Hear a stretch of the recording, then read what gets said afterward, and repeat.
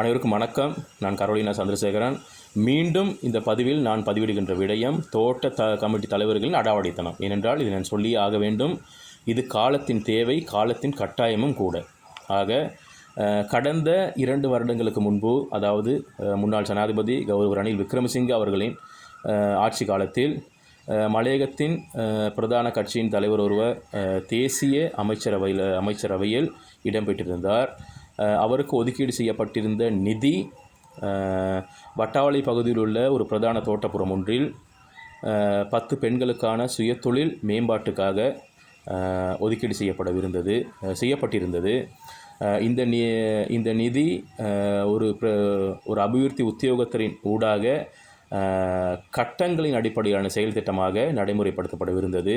இந்த திட்டமும் கூட வட்டவளையில் உள்ள அந்த கட்சியை சேர்ந்த ஒரு இணைப்பாளரின் கண்காணிப்பின் கீழ் நடைமுறைப்படுத்துவதற்கான ஏற்பாடுகளும் முன்னெடுக்கப்பட்டன. ஆனால் அந்த தோட்டத்தில் உள்ள அந்த கட்சியை சேர்ந்த ஒரு தோட்ட கமிட்டி தலைவர் அவன் அந்த இணைப்பாளரிடம் தெரிவித்த விடயம் இந்த கட்சி எம்முடையது, அதனால் முதலாவதாக இதில் என்னை இணைத்து கொள்ள வேண்டும், அடுத்ததாக நான் பரிந்துரை செய்கின்றவர்களுக்கு முன்னுரிமை வழங்க வேண்டும். அதாவது தன்னுடைய சொந்தக்காரர்கள், தனக்கு வேண்டப்பட்டவர்கள், அதற்கு பின்பே மற்றவர்களுக்கு வழங்க வேண்டும் என்று ஒரு பெரிய பிரச்சனையை செய்திருக்கின்றான். இதில் முக்கியமான விஷயம் நான் சொன்னால், இந்த திட்டத்தினுடைய அடியும் தெரியாது, நுனியும் தெரியாது. அரசாங்கத்திலிருந்து வரப்படுகின்ற அந்த செயல் திட்டம், கட்டங்களின் அடிப்படையில் நடைமுறைப்படுத்தப்படவிருந்த அந்த செயல் திட்டம் பிரதேச அபிவிருத்தி உத்தியோகத்தின் ஊடாக செயற்படுத்தப்படவிருந்தது. இருந்தாலும் கூட இவனுக்கு அடியும் தெரியாது, நுனியும் தெரியாது. வாரது எங்களுக்கு தான் வரணும், நாங்கள் தான் எல்லாம் சாப்பிட்ணும் அப்படிங்கிறதுக்காக அந்த திட்டத்தில் எனக்கு தான் கொடுக்கணுங்கிற ஒரு பிரச்சனையை பண்ணி இன்றைக்கி அந்த திட்டம் நடைமுறைப்படுத்தப்படாமல் போய்விட்டது. இப்போ அதை பற்றி பேசியும் வேலை இல்லை. ஏன்னு சொன்னால் அந்த அபிவிருத்தி உத்தியோகத்தர் இடமாற்றம் சென்று விட்டார், ஆட்சியும் மாறிவிட்டது, பல மாற்றங்களும் நாட்டில் வந்துவிட்டது. அதை பற்றி பேசியும் வேலை இல்லை. இருந்தாலும் கூட எனக்கு மனசு கேட்கல, மனசை ஒரு ஓரத்தில் உறுத்தலாக இருக்குது இந்த விஷயம். ஏன்னா அந்த திட்டம் நடைமுறைப்படுத்தப்பட்டிருந்தால் ஒரு 10 பெண்களின் வாழ்வாதாரம் முன்னேற்றம் அடைந்திருக்கும், அவர்களுடைய குடும்ப சூழ்நிலை மேலோங்கி இருக்கும். இந்த தோட்ட கமிட்டி தலைவர் அப்படிங்கிற ஒரு நாயினால் செய்ய முடியாமல் பிரிச்சது. இதை சொல்லித்தான் ஆகணும். பதிவு செய்ய வேண்டும், மக்கள் தெளிவடைய வேண்டும் என்பதற்காக நான் இதை சொல்லிக்கிறேன். ஏனென்றால் இது நீடிக்கக்கூடாது. இந்த நடைமுறை பெருந்தோட்டப்புறங்களில் நீடிக்கக்கூடாது, நிலை பெறக்கூடாது, முடிவுக்கு வர வேண்டும், மாற்றம் வேண்டும். இவங்க மாறலன்னு சொன்னால் கண்டிப்பாக நம்மளாம் மாற்றி ஆகணும். அப்படிங்கிற ஒரு நிலைப்பாட்டுக்கு மக்கள் துணிய வேண்டும் என்பதற்காக நான் பதிவு செய்கின்றேன். குறிப்பாக சொல்லப்போனால் பெருந்தோட்டப்புறங்களில் ஒரு அபிவிருத்தி திட்டத்தை மேற்கொள்ளப்படும் போது அந்த அபிவிருத்தி உத்தியோகத்தர்கள் படுகின்ற பாடு கொஞ்சம் நெஞ்சம் கிடையாது. எப்படி பார்த்தாலும் ஒரு தோட்ட கமிட்டி தலைவர் தான் பிரச்சனை கொடுத்துருவானா இருப்பான். நிறைய இடங்களில் கேள்விப்பட்டிருக்கிறேன். நிறைய அபிவிருத்தி உத்தியோகத்தர்கள் ஏராளமான என்று சொல்லியிருக்க ஒரே விஷயம் இப்படி தான் நடக்குது அப்படின்னு சொல்லி. அதே நேரத்தில் நான் ஊடகவியலாளராக இருந்தபோது கூட எனக்கு அதிகமாக வந்த தகவல்கள் இதன் சார்ந்த தகவல்களாகத்தான் இருக்கின்றது. ஆக என்ன பண்ணுறது, நல்லா யோசிச்சு பாருங்கள் மக்களே. தேசிய ரீதியில் ஒதுக்கீடு செய்யப்பட்ட நிதி தேசிய ரீதியிலாக இடம்பெற்றிருந்த அமைச்சரவையிலிருந்து வழங்கப்படுகின்றது. அபிவிருத்தி உத்தியோகத்தர், அவர் ஒரு கிராஜுவேட், பட்டதாரி, அவர் படித்து இதுக்காக தான் அந்த வேலைக்கே போயிருக்காரு. இணைப்பாளராக இருப்பவர் கூட மக்களால் தெரிவு செய்யப்பட்டு ஒரு பதவி நிலையில் உள்ளவர். இவர்களை எல்லாம் தாண்டி எனக்கு தெரிஞ்ச ஒரு 5ஆம் கிளாஸ் கூட அவன் பாஸ் பண்ணிருக்க மாட்டான்.